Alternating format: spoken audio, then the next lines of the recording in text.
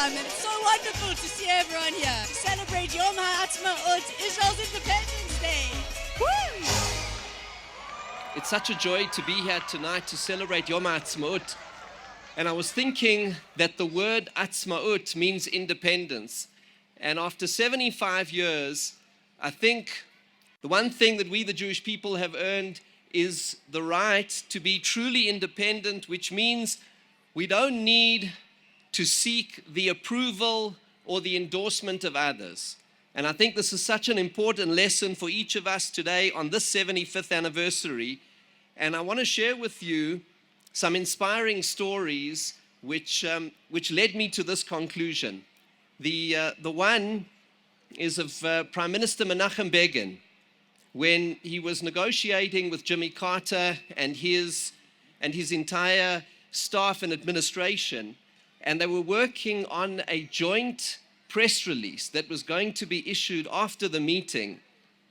Prime Minister Menachem Begin looked through the press release and he said to the advisors of President Carter, he said, look, he likes this press statement except for 2 lines which must be deleted. And they said to him, which are the 2 lines that should be deleted? He said, please delete the following line: the United States affirms Israel's inherent right to exist. This is recorded in Yehuda Avner's book, The Prime Ministers. And the Americans were startled and astonished. They said, why so? And he answered and he said, because the United States' affirmation of Israel's right to exist is not a favor, nor is it a negotiable concession. I shall not negotiate my existence with anybody, and I need nobody's affirmation of it. And then Begin went on to strike out another sentence in the joint communication, and that was America's commitment to the security of Israel, to which Menachem Begin said, thank you very much, Israel will look after itself. And then there's another story which is related by Yehuda Avner in the same book, and it's at the moment when Prime Minister Menachem Begin was in London and he was going to meet Prime Minister Margaret Thatcher. And just as he was entering 10 Downing Street, one of the journalists said to Begin, are you going to ask Mrs. Thatcher for her support of the recognition of Jerusalem as Israel's capital? And the Prime Minister said, no, sir, under no circumstances. The journalist asked, why not? And Menachem Begin answered as follows, a very important answer. He said this, as recorded by Yehuda Avner in his book, because, sir, Jerusalem was a Jewish capital long before London was a British capital. When King David moved the capital of his kingdom from Hebron, where he reigned for 7 years, to Jerusalem, where he reigned for 33 years, the civilized world had never heard of London. In fact, he said, they'd never heard of Great Britain either. And so that was Menachem Begin's response. These responses of a prime minister who was so proud of his Jewish roots and understanding of where we come from is an important lesson for all of us on this 75th anniversary of the State of Israel. We need to draw our sense of integrity and legitimacy not from the approval of others.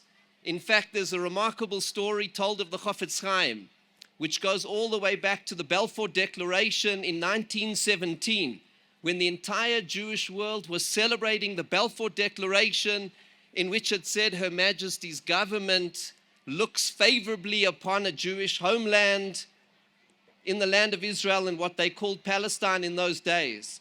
And while everyone was celebrating, the Chofetz Chaim wept and he said, after 2,000 years of exile, is this what we're waiting for? That we need the recognition of a foreign government to say we have a right to the land and to the state of Israel. Indeed, as Jews, we know this is what the right that God has given us. This is our history. This is who we are. We do not need nor seek the approval of others. Of course, we need to do our best to win over the hearts and minds of all of the nations of the world, of the community of nations, to put the case of Israel, the justice of the cause of the state of Israel, with pride, with eloquence, with sophistication, with determination. But ultimately, our sense of who we are, our legitimacy of who we are, that comes from God, that comes from our values, that comes from our history, that comes from a source which is much deeper than the approval of anybody else. And that is an important message for us here in the South African Jewish community. So many times I'm asked by different people, does it not bother you that the president and the ruling party of South Africa do not have a favorable attitude towards the state of Israel? And I want to say and take this opportunity on this 75th anniversary of the State of Israel to say it does not bother me in the least. We do not need the approval or the support of President Ramaphosa or the African National Congress. We are the Jewish people. We are the Jewish community. We are proud citizens of this country, and our connection to the State of Israel goes far deeper than the political views of a party that happens to be in power today. Our history as a nation, as a people, goes back thousands of years. When Jerusalem was the capital of the State of Israel, long before anyone had heard of Tshwane or Cape Town or South Africa. We say with pride, this is who we are. And we have that sense of that destiny and that history, because this is indeed who we are. This is our roots. This comes from the Bible, the Hebrew Bible. This comes from the Torah. This comes from our covenant with God. This goes to our sense of identity. And we seek the approval of no one. We will make the case. And there are millions of South Africans across the length and breadth of this country who believe in the Hebrew Bible and who know this truth to be so, and who support and love the State of Israel. And we join our hands with brothers and sisters across this country and of all people of goodwill across the world. And we will seek to build alliances and coalitions, and we will seek to persuade, and we will seek to draw near.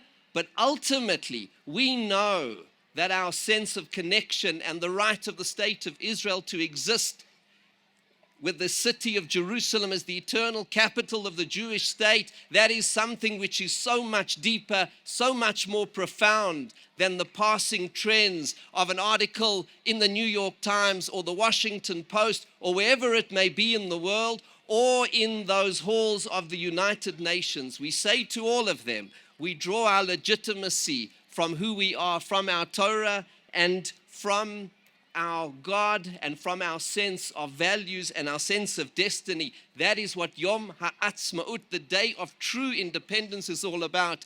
We celebrate that. We give thanks to Hashem in the words of King David, who ruled over a Jewish kingdom with Jerusalem as his capital. Zeh hayom asa Hashem nagila v'nismecha bo. This is the day that God has made. Let us rejoice on it. God bless you, and thank you so much.